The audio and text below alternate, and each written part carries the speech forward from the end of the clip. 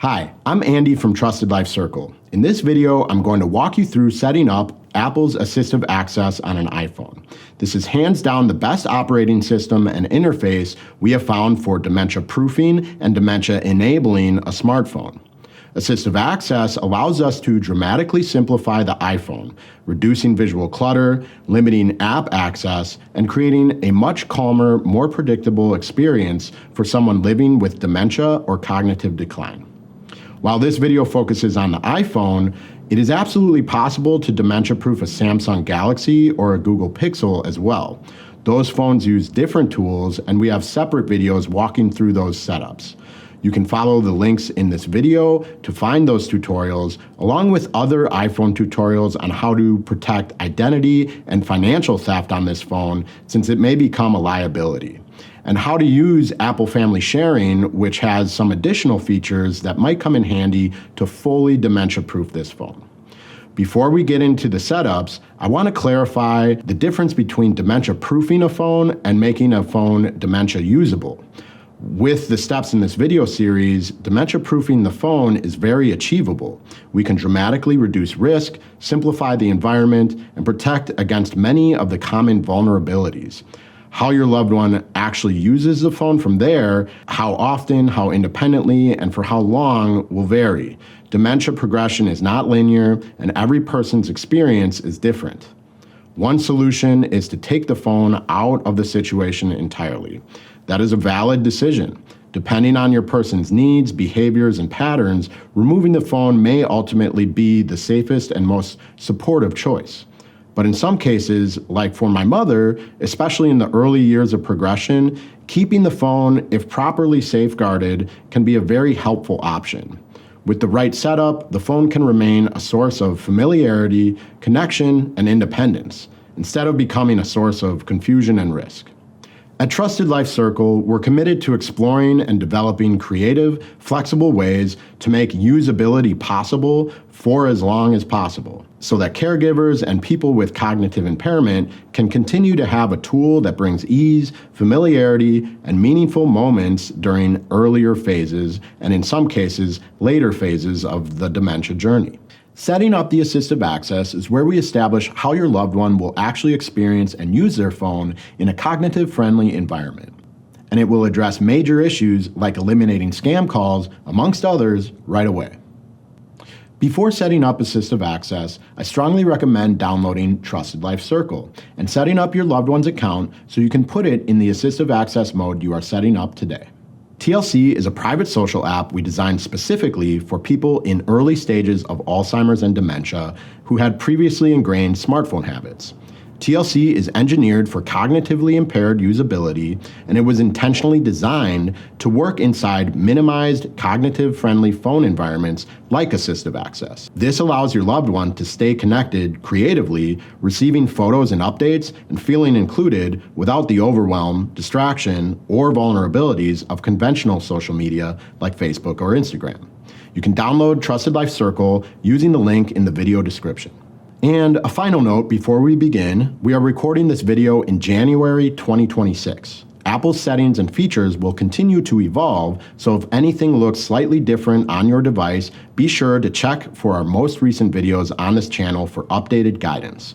We're continually refining these tutorials as smartphone features change and dementia-focused best practices evolve. So now let's get started. With your loved one's phone, open the settings and make sure the phone is connected to the Wi-Fi located wherever your person is going to be the most. And let's confirm the Apple ID associated with the phone in the settings menu. In the settings menu, at the very top, tap the Apple account section. You'll want to confirm the phone is signed into an Apple ID that you have access to. This is what makes features like Find My iPhone work, and it also helps with account recovery later if anything goes sideways. Now we're going to set up assistive access. Go to Settings, then you will select Accessibility. Press into Accessibility and scroll down to Assistive Access. Once Assistive Access is selected, you can press Set up Assistive Access and continue to get started. Here, Apple has you confirm what Apple account is on the phone. Press Continue or change Apple account for whatever reason you need to adjust this. Now we will select which appearance will work for the person you are caring for. I prefer the grid layout for my mom. Once appearance is selected, we will proceed to add which apps we want active in assistive access mode. Apple prioritizes apps that are optimized for assistive access first. I would suggest favoring these apps since they will be the most user-friendly in this mode. You will notice Trusted Life Circle is optimized for assistive access. To add an app, press the green plus sign to the left of the app name. This will initiate permissions and custom settings. Follow the prompts per app and select the desired settings. For Trusted Life Circle, you can select full access to contacts and full access to photos. Now let's add apps and repeat settings configurations. Some native iPhone apps are optimized for assistive access, so we will show some of the settings I prefer for my mom with those. For photos, I want pinch and zoom turned on. My mom uses that gesture a lot. And to include shared albums. You will want to select which shared albums you want to include as they appear below. Select them one by one, and when finished, press Continue. The Photos app is now added. Now let's review the Calls app. This one is critical. Press the green plus sign next to Calls. In the Calls settings, you can set it so your loved one can receive calls from favorites, anyone in their contacts, or anyone. For my mom, I set this to anyone in her contacts. Next, you can do the same for who they can make calls to. For my mom, I have this set to favorites. And after you select favorites, you can curate who from the phone book is included on that favorites list. Preventing calls from anyone immediately addresses scam call issues, and limiting my mom's phone calls to only favorites addresses phone call issues my mother was experiencing by just randomly pressing contacts and starting conversations. This still doesn't address multiple unintentional calls in a row, so whoever is on that favorites list should be close and flexible to manage their availability to your person's number. You can delete numbers by swiping left and pressing delete, and you can add favorites by pressing select contact. You can also select some in-call options. For my mom, I have keypad off and speaker off. Once you are finished, press continue, and the Calls app is added to assistive access mode.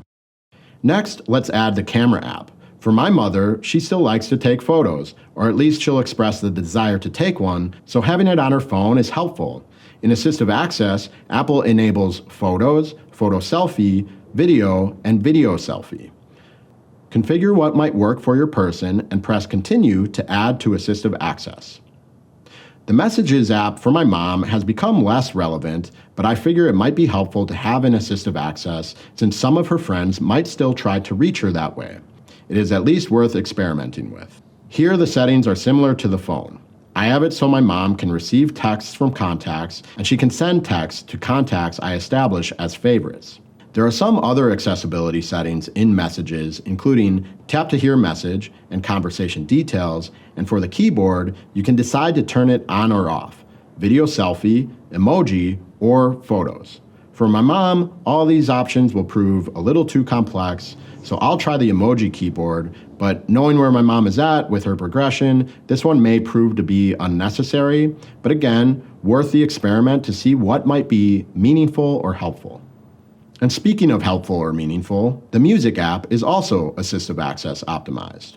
Here you can add specific playlists into assistive access mode. Select the playlist and press continue, and the Music app is added. Apple TV and Magnifier are also optimized for assistive access at this time. Make your decisions and you can scroll through the rest of the phone's apps to determine if there are any non-optimized apps that you will want in assistive access. Just double check to see how they function inside assistive access mode to determine if it is worthwhile. You can always go back and refine this list. To sort the order of the list, press and hold the triple line icon on the side of the app and drag and drop to curate the order you want the apps appearing in assistive access. You can delete an app by pressing the red minus sign to the left of the app name. When you have all the apps you want and sorted to your preference, press continue. You will have a couple more prompts before entering assistive access regarding how the phone may function and how the phone will unlock. In many dementia scenarios, and in my personal experience, it is helpful to have the phone operate without a lock screen passcode. I cannot advise you to do that unless you have taken precautions to remove any sensitive information from the phone. You can watch the identity protection tutorial that walks you through our suggestions, and ultimately it will be your decision to make. You can change security settings by pressing the bottom button, and when you have your preferences established, press Continue. At this screen, it will ask you to set an Assistive Access specific passcode. This is separate from a lock screen passcode and is specifically used when entering and exiting Assistive Access. It is a layer of security to keep the phone in Assistive Access, and in the event your person accidentally gets to the Exit Assistive Access action, a passcode will be needed to enter standard mode. Enter something you will remember and share it with any other close caregivers. It will ask you to confirm the passcode, and after that, you will set a recovery Apple account in the event that the passcode ever gets forgotten. Once you've entered the credentials for the Apple recovery account of your choice, press Continue, and next it will show how to exit Assistive Access by pressing the side button 3 times in a row. Press Continue, then press Start using Assistive Access. You'll be asked to enter the passcode you established, and after that, the phone will begin entering Assistive Access. You will see a black screen for a few moments before the phone resets to the Assistive Access interface. So here we are. You will see all the apps you selected in the simplified format and appearance. Browse around and go into the apps to test their settings. They may take a moment to load on the first use. Take note of the features and see if there is anything you will want to change for the person you care for. We will be exiting Assistive Access shortly to adjust some final settings to optimize this space for your loved one. So now, to exit Assistive Access, we will triple-click the side button. You will see an option for Settings, Emergency, and Exit Assistive Access. For now, we will simply select Exit Assistive Access. It will ask for your Assistive Access code. You will need to enter that in order to exit. The phone will take a moment to reset once again, and it will land you on the phone's lock screen. Enter the phone and go to Settings. We will now finalize some last Assistive Access features. Navigate to Accessibility, then scroll to Assistive Access. Now that we are back in the Assistive Access settings menu, here we are going to make sure Allow Volume buttons is turned off. My mom was having a problem with turning the volume down all the way, so she couldn't hear phone calls. I'll turn the battery on the home screen. That's helpful for me. We'll also make sure Allow Silent mode is off.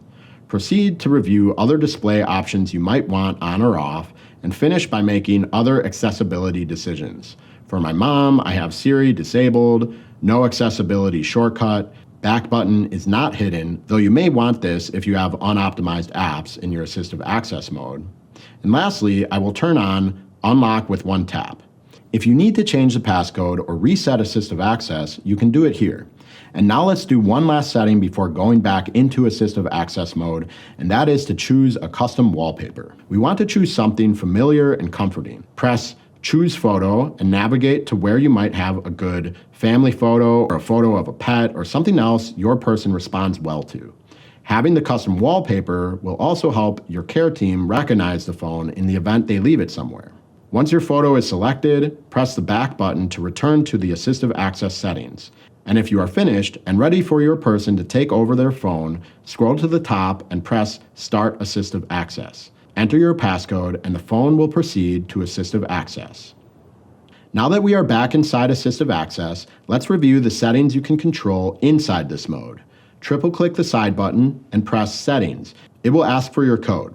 Once you're in, you will see that you can control text size, put the phone in airplane mode, turn on dark mode for appearance settings, shift the volume and brightness.